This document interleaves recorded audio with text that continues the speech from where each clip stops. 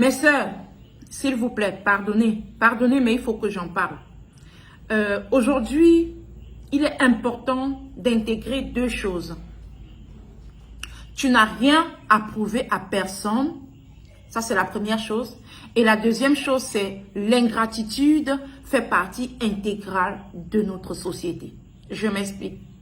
Vous savez, la peur du regard de l'autre, la peur de ce que l'autre va penser, la peur de qu'est-ce qu'ils vont dire. Ils vont dire que j'ai fait ci, ils vont dire que j'ai fait ça. Le fait de vouloir toujours faire des choses parce qu'on a peur de ce que les autres vont penser de nous a amené beaucoup de personnes, surtout les femmes, à se compromettre et à vivre dans des difficultés aujourd'hui. Vous savez, peu importe le sacrifice qu'on peut mettre en place pour essayer de tirer les autres, peu importe la douleur que tu peux subir pour essayer de tirer les autres, si toi-même, tu n'es pas déjà bien tiré, si toi-même, tu n'as pas encore les pieds sur terre, je t'assure, ça va finir par l'ingratitude et la douleur. Vous savez, je parle de ça, je travaille avec beaucoup de femmes et hier, j'ai eu une séance de travail avec une femme extraordinaire qui a 52 ans, qui a fait 27 ans de vie en Europe, qui a trimé pour se retrouver en Europe. Mais une fois en Europe, elle a voulu à chaque fois prouver aux gens qu'elle a laissés en Afrique qu'elle pouvait faire des choses. Non, je suis en Europe. Même quand c'est dur, elle essaye de faire. Même quand c'est compliqué, elle essaye de faire. Elle est allée jusqu'à aligner parfois 3 boulots, 4 boulots. Elle commence ici, elle finit là-bas. Elle travaille dans les maisons de retraite. Elle cotise, elle a l'argent. Tous les mois, elle envoie parce qu'elle a peur des quand dira-t-on. Les vraies choses qu'elle aurait voulu faire, elle n'a jamais rien fait de ce qu'elle aurait vraiment voulu faire. À chaque fois, il fallait qu'elle se rassure qu'elle a assumé quelque chose. Dès qu'on lui demandait un truc, elle se sentait obligée d'assumer. Aujourd'hui, après 27 ans, elle a envie de lancer son activité en Afrique. Elle pense qu'elle doit rentrer.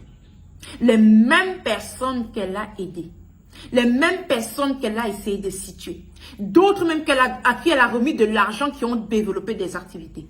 Elle a essayé de travailler avec eux, d'envoyer maintenant de l'argent en disant c'est maintenant mon propre business, je pense rentrer en Afrique, il faut que j'ai une base, je dois rentrer et quand même avoir quelque chose sur lequel m'appuyer, avoir quelque chose pour pouvoir me tenir, sinon je ne peux pas tenir pendant longtemps, il faut que j'investisse quelque part. Elle a envoyé l'argent aux mêmes personnes à qui elle a passé sa vie à transpirer pour aider. Vous savez ce qu'elle a reçu comme dose? Que dalle. Quand elle est revenue, vous savez ce qu'elle a reçu? Que dalle. Pleurs.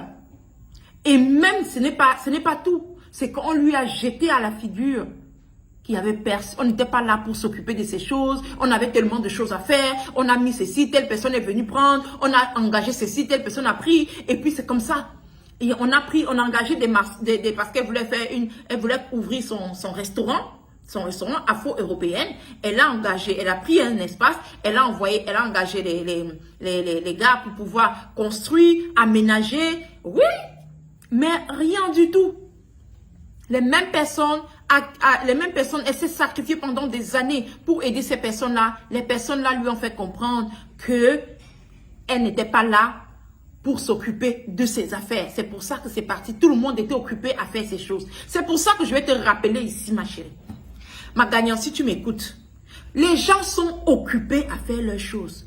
Pendant que tu es en train de sacrifier ton propre bonheur, tes propres choses, tes propres rêves, pour essayer de faire pour les autres, là, ils sont en train de faire leurs rêves. Ils sont en train de réaliser leurs rêves. Les gens sont occupés à faire leurs choses. Tu dois apprendre à être occupé à faire aussi tes choses. Tu n'as rien à prouver à personne. Tu as juste besoin de te sentir en paix avec toi-même, d'être en harmonie avec ton créateur et d'être en harmonie avec les enfants si tu as des enfants aujourd'hui. De savoir que j'assume ma responsabilité de mère parce que tu as un devoir envers ces enfants. Si tes parents existent, ton père et ta mère, oui, tu as le devoir de t'occuper de tes parents. Mais le reste là, tu fais quand tu sens que tu as la capacité de faire et tu n'attends rien en retour.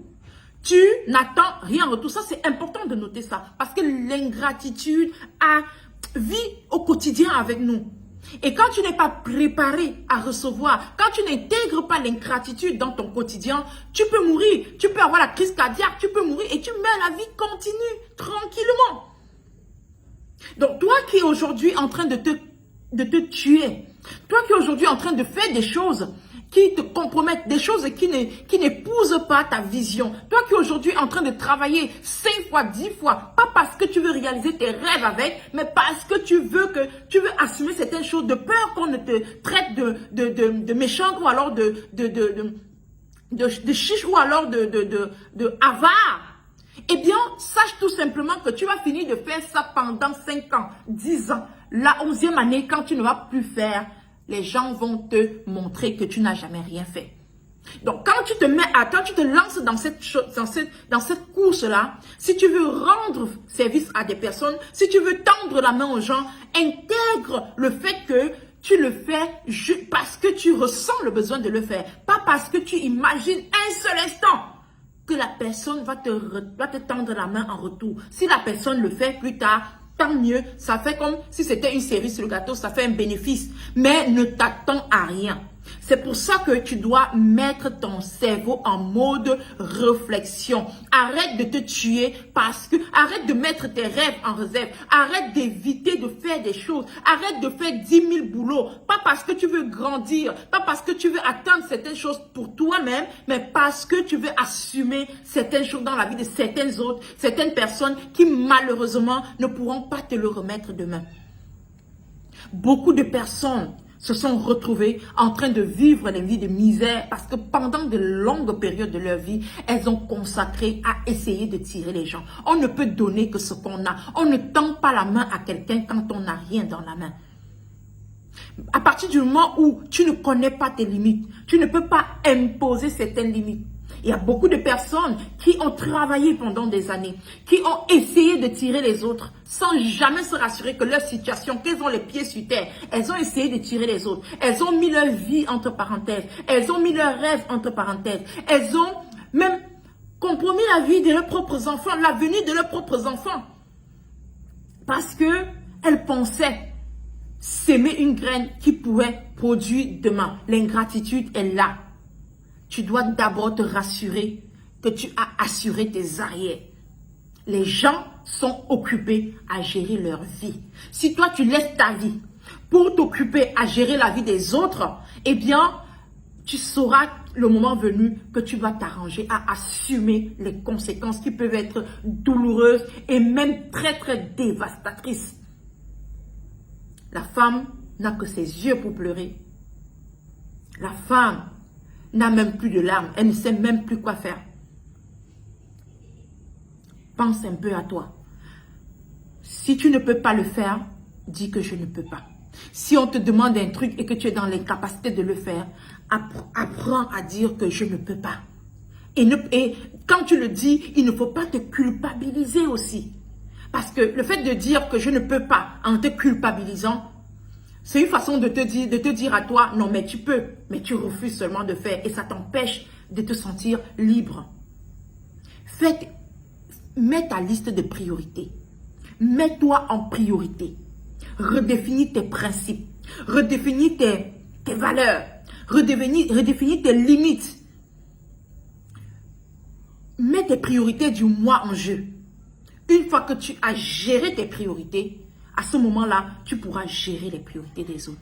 Tu as ta relation avec toi-même à gérer. Tu as ta relation avec ton créateur à gérer. Tu as ta responsabilité envers tes enfants à gérer. Tu as ta responsabilité envers tes parents à assumer. Pour le reste, tu ne te tues pas pour ça. Tu le fais quand tu le sens. Tu le fais quand tu peux le faire. Tu ne fais pas en attendant quelque chose en retour. Parce que le retour peut être fatal.